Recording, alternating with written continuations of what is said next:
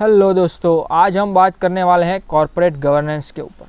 हमारे देश ने, हमारे इंडिया ने पिछले 25 से 30 सालों के दौरान काफ़ी ज़्यादा प्रगति की है। आज हम एक सोशल इकोनॉमी को छोड़कर एक कैपिटल इकोनॉमी की ओर मूव कर रहे हैं। या we are not complete capital economy but we are mix economy of the social and capital. What is the social economy? Social economy में ज़्यादातर पावर्स सरकार के पास होती है और कैपिटल इकोनॉमी में ज़्यादातर फील्ड्स हैं, उस फील्ड्स में व्यापार करने की छूट सभी लोगों को दी जाती है।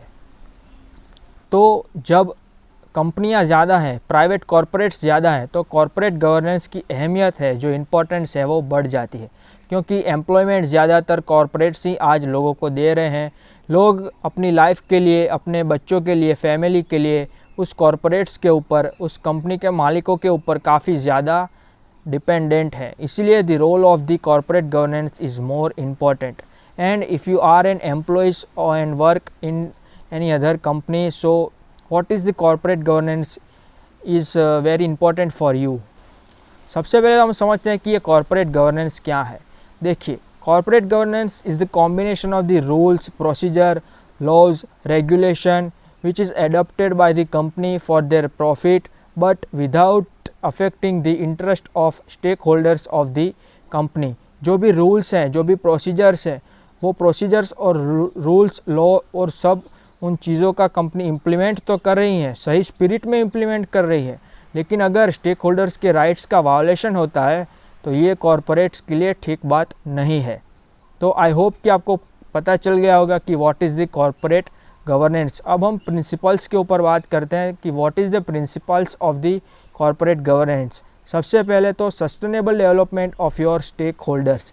आप लॉन्ग टर्म तरीके से अपने स्टेक होल्डर्स का ध्यान रखिए। मतलब कि आप अपनी कंपनी के एम्प्लॉयज़ की अभी की सैलरी पूरे कर रहे हैं, लेकिन आपने जो डील साइन की हुई है वो एकदम फ्रॉड है, और उस फ्रॉड डील्स के कारण आपके कंपनी के एम्प्लॉयज़ को फ्यूचर में बिना पैसे के काम करना पड़ सकता है।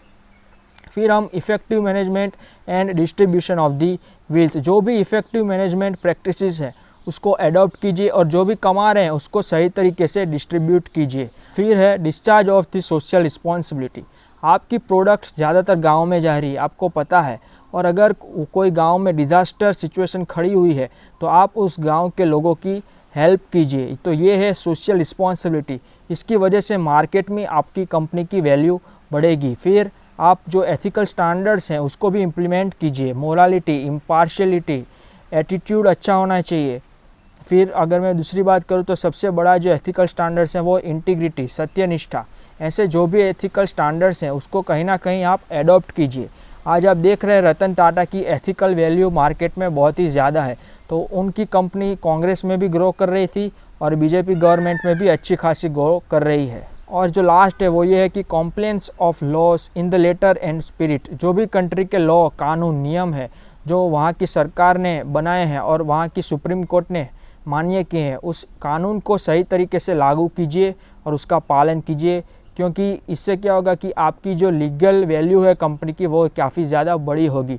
लोगों को पता होगा कि इसकी कंपनी को ख़राब काम नहीं कर रही है, ये सभी लॉज का पालन कर रहे हैं, ये सभी नियमों का पालन कर रहे हैं, ये सभी कानूनों का पालन कर रहे हैं, तो हमें इनके साथ कोई छेड़खानी नहीं करनी है। तो ये है principles of the corporate governance. अब हम pillars of the corporate governance के ऊपर बात कर रहे हैं।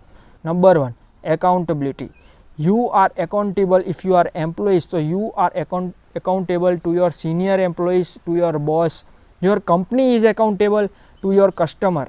आपको अगर कस्टमर ने आपने कोई नई चीज़ बनाई और उस नई चीज़ में आपने एक मिस्टेक कर दी है, वो डेंजरस है, लेकिन आपने लोगों को नहीं बताया और बाद में प्रॉब्लम खड़ी हुई, सरकार ने आपके ऊपर उंगली उठाई, मीडिया ने आपकी कंपनी के ऊपर उंगली उठाई, तब आप पीछे हट रहे हैं। ऐसा नहीं होना चाहिए। आपको अपनी मिस्टेक के प्रति रिस्पॉन्सिबल, अकाउंटेबल होना पड़ेगा। फिर है fairness. Protect interest of your share holders.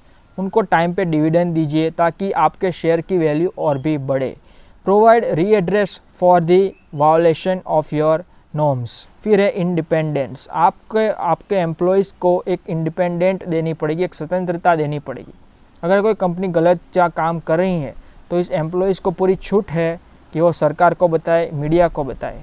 और जब वो ऐसा कर रहा है तब आपको उसके काम में दखल अंदाज़ी नहीं करनी चाहिए, क्योंकि कहीं ना कहीं ये आपकी कंपनी की वैल्यू को बहुत ही ज़्यादा नुकसान पहुंचाएगी, इंटरनली और एक्सटर्नली। लास्ट जो है वो ट्रांसपेरेंसी। आपके रूल्स रेगुलेशंस वो एक ट्रांसपेरेंट होने चाहिए, आपकी प्रोडक्ट की लिमिटेशन वो भी एक ट्रांसपेरेंट होनी चाहिए। तो ये है कॉर्पोरेट गवर्नेंस के ऊपर कुछ बातें।